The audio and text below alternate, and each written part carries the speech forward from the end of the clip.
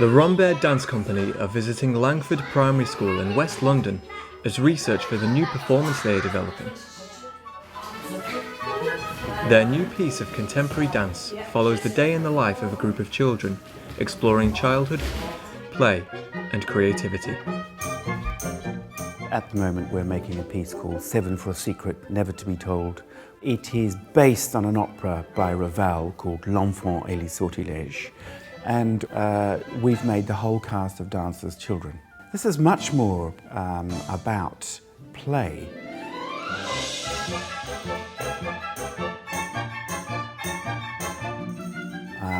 We know through our scientists in residence that play is very good for the brain. I would suggest that it's good for everybody's brain, no matter how old they are. Any child, of 5 or 6, left by themselves will find things to do based on play.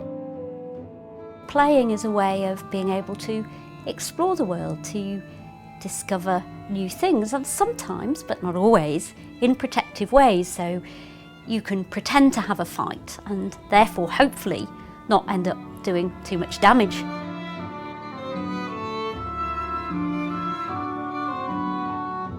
The first things that Mark saw was this child at the airport who just climbed onto a chair and jumped off it, and climbed back onto the chair and jumped off it, and just kept doing the same thing, this repetitive movement, and you start realising that their movements are in a way performance, because in their head that child jumping off a chair is thinking of something, he's playing a role in his own head.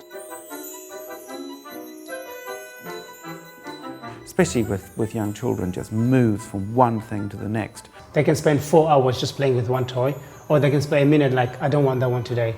So the piece seems like that. It seems like you have these kids who are playing together, then, oh, gone. But while they're focused on that one thing, it seems to be the most important thing in the world at that moment.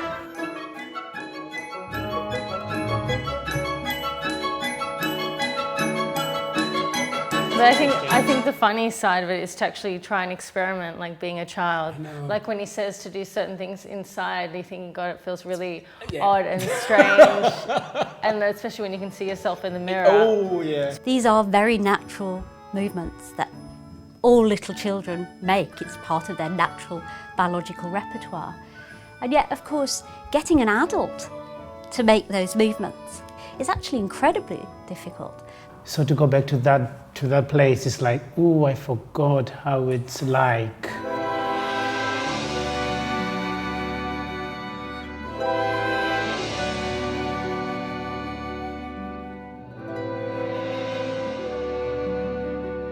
This piece is really hard, and that's why we rehearse so much, to just make sure that when we do it on stage, it just happens like that.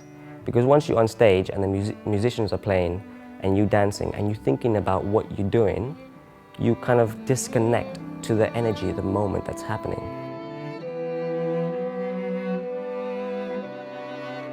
One of the things that is thought to separate human beings from the rest of the animal kingdom is our obsession, really, with spontaneously imitating.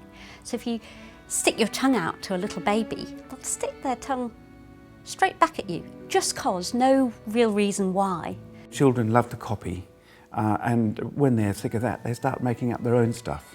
I've heard artists talk about their work, visual artists talk about their work, and they all say that what they do when they're in the studio is they play around with some ideas, and that leads to some new ideas.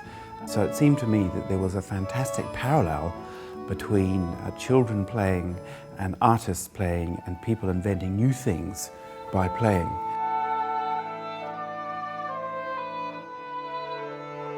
We have a duet in the piece, which is a dance together, but we're doing the same material. I mimic her a lot. I try. Mimic you. Yeah, I try to, like, almost for me, it's like I'm trying to get attention. I'm trying to get your attention.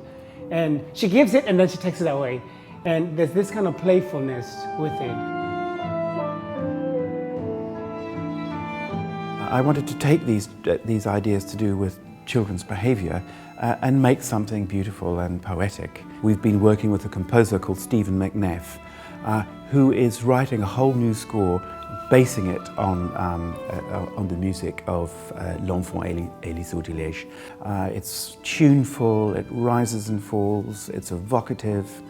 I want people to enjoy it and discover something and remember something, maybe remember something about their own childhood, and by doing that they can discover something new about themselves.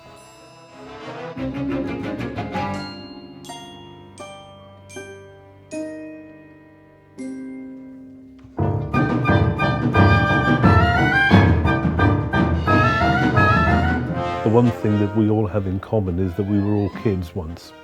Some of us still are. Some people never grow out of it. Some people wish they'd never left it behind.